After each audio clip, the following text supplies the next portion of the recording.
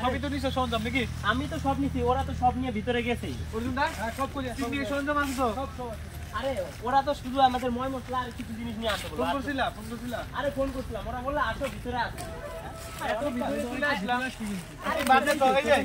এই আরে ফোন করো তো। সেটাই ফোন করি। কই আছে এত রাতে বেলা কেউ পিকনিকে এত রাত করে কেউ? আর বেশি রাত যাইতেছি। আরে কত ভিতরে গেলাম দেখো তো। তুই ফোন করে শোনো। আরে বললো আসো এদিকে। আসলে কি আসে না এই বিষয়টা শোনো। না ফোন করি। ওরা বলে সবকিছু রেডি করে আর এইটুকু নিয়ে আসতে বললো। ফোনটা করি দেখো ফোন করি। হ্যাঁ সন্দীপ, কই গো তোমরা?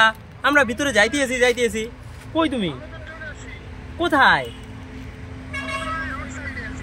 আরে ভাই রোড সাইড দিয়ে ওদিক দিয়ে রাস্তা দিয়ে ঢুকলাম, ওই ডিগ্রি পাড় দিয়ে পুরা ভিতরে ঢুকতে আসি।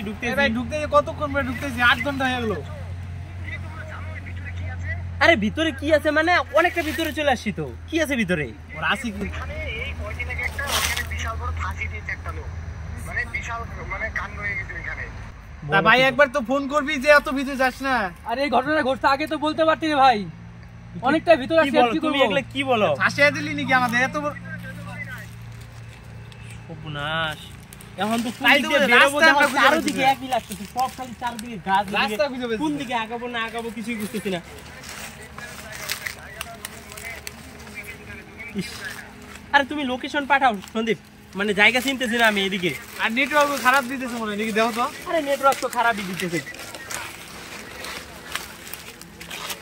আর আমরা তো জায়গা তো রাস্তা তো 100। আরে তুমি লোকেশন পাঠাও, আমরা আগাচ্ছি তাহলে। হ্যাঁ ঠিক আছে, রাখো, আসতেছি আমরা। কি করা যায় কি এখন? আরে ওইটাই তো, সরঞ্জাম করো কি? ওরা বললো রোড সাইডে আছে, আমরা ওই দিক দিয়ে আসলাম কিন্তু কিছুই দেখলাম না। তাহলে ওই এত ভিতরে চলে আসলাম। আরে অনেক রাত্রি থেকে আসতেছি। টিফিন কিছু করবা? টিফিন তো করতাম আগে জায়গায় পৌঁছে। ও যে কথা বলে এই জায়গায় কেউ ফাঁসি দিচ্ছে। আরে বেশি দূর আগানো যাবে না যদি। এইখান থেকে এক কাজ করো এবার, তুমি জানো তো যেখানে ফাঁসি দেয় ওই জায়গাটা খুব ভয়ানক হয়। ঠিক আছে এক কাজ করো, এইখান থেকে বেরোনোর ব্যবস্থা করো। না বেরে চলো। দাঁড়াও দিদি আসলাম, ঠিক আছে? সেই আইসেই পড়ছি, আমার প্রচন্ড খিদাও লাগছে। এই জায়গায় একটা ব্যবস্থা করো। কইরে তারপরে যাই ব্যবস্থা আগে। আরে ভাই সাবধানে তুমি। আরে সেটাই অদ্ভুত জায়গায় আসছি তার মধ্যে। আরে অনেকে পিকনিকও খাই। ওই রাস্তাটা গোলমাল হয়ে গেল মনে হয় রে। হ্যাঁ আরে দেখো মনে হয় এই রাস্তায় আসি নাই, দেখো এগুলা ছিল না কিন্তু। এই রাস্তা আসেনি তো, এই রাস্তায় কি করবা? আমার তো ভয় লাগতেছে। যে কথা শুনলাম ফোন করে। আমার তোমার আবার কি ছিল হলো? অস্থির লাগতেছে, কিরকম যেন মাথা সব। এই ব্যাগটা ধরো তো, অজুনদা ব্যাগটা ধরো। তুমি সাবধানে। ভালো লাগতেছিল। আচ্ছা হাতে ধর। এই নালে আবার পকেটে পড়ে গেলে এত দূর নিয়ে যাবো আমি কিভাবে? চলে আসে পড়ছে।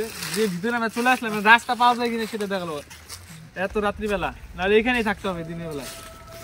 ওই আরে পাতার আওয়াজ ছিল কিছু গেল একটা। সাবধানে কিছু মনে গেল। হ্যাঁ আমি দেখি না কিন্তু আওয়াজ পেয়েছি।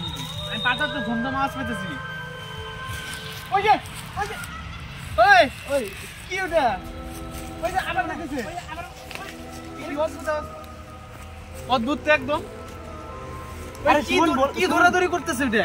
আরে সুমন বললাম না কি? আরে ভাই তোমরা দুইজনে দেখি আবার ঠেকা দেবো না। চলো আরে সন্দীপ কি কথাই বলছিল। চলো বেরো বলো এদিকে। চলো রাস্তা চলো। এই কোন জায়গায় চলে আসলা? কি বলে গোংরার মতো আওয়াজ করতেছে? আরে ওটা অন্যরকম আওয়াজ হয়ে গেছে কিন্তু এখানে বেশিক্ষণ থাকা যাবে না কিন্তু ভাই। ওইটাই তো বললাম। কি করবো সুমন, কি করবি? ছাড়ো। আরে চলো আমি আমি তো পাতা আমার ধমধম- ভালো লাগতেছে না। কিছু গেল মনে হয়। ওই দা চলো বেশি দেরি করে দরকার নাই, চলো কিন্তু চলো যাই। এই দিকে আড়ালে হলো না কিছু। ওইটাই তো দেখলাম, মনে হয় সন্দীপ যে বললো না এই জায়গায় ভূত আছে। ওগুলা বাদ চলো ওই কিন্তু ভূত আছে। আমি কিন্তু দেখতে ওগুলা আলা বাদ দাও তো, আরো যাওয়া লাগবে আমাদের। দেখতে কিছু দেখছো তুমি? দেখছো তো? দেখতে চলো ওই যে চলো এই যে পিকনিক যত তো যাইতে পারি না।